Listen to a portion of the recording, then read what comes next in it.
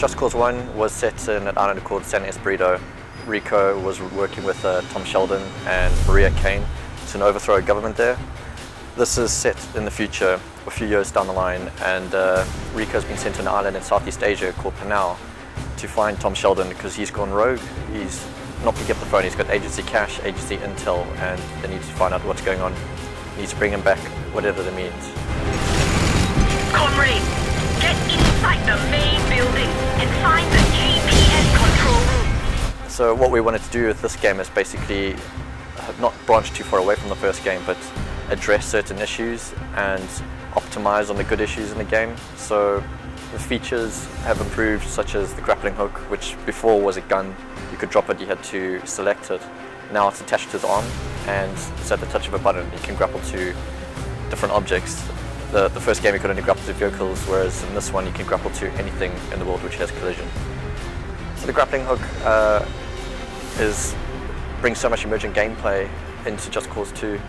You can grapple to any object, so that includes enemies in the game.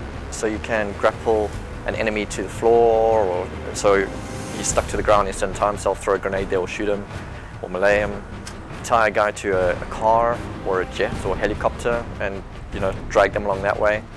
But you can also tether two objects together with the dual hook of the grappling hook, so you can tether two enemies together too, so they smack into each other and die that way. The possibilities with it, you literally can do almost anything you can think of in the game, and that's just like really satisfying as a gamer. You can play the game in a certain way and then you start to think, use your imagination, well, what if I tried this? And it always works. And that's the beauty of the system.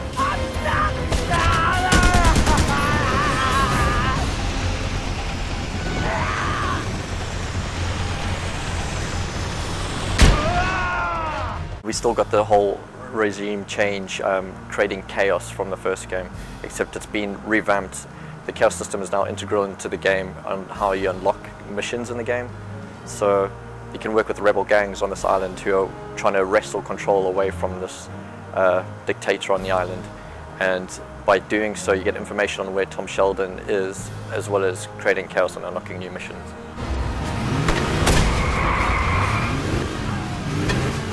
So the island is 400 square miles.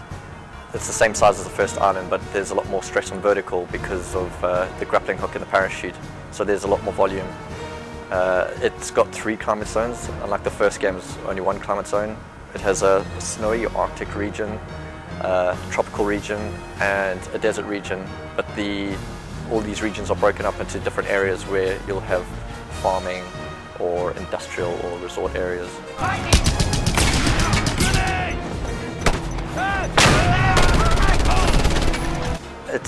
This is the beauty of the chaos system. It's totally up to the player. You can have 2 single players, or 2 players playing a single player experience, and they'll play different missions in different orders, or maybe not even play the same missions, because there's such a variety of them in there, and so many of them. It's not necessary to complete all of them in order to complete the game. So one player might work with one rebel gang and create chaos in all the different settlements. It's over 350 settlements, and unlock the story missions that way. Whereas another player might work for all 3 factions and create chaos within the missions and without the missions, and probably progress through the game quicker, but have a completely different experience. So everybody likes blowing up things. In this game we've given it a meaning, so it's tied to the chaos unlock mechanism. The objects which you blow up are either military installations or government propaganda, so you kind of destabilizing the government in that area and therefore creating chaos, which is going to unlock your next story mission.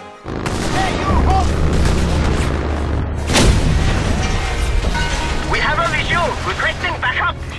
There's over 100 vehicles in the game. That ranges between land, sea or air. They all handle differently, so a vehicle in the desert might not be so suited to a vehicle on the tarmac and vice versa. They also respond to the damage they've been taken.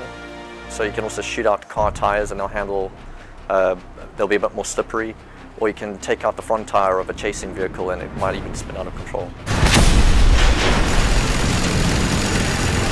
So Just Cause 2 will be out on PC and PS3 and 360, and it's due on March 23rd.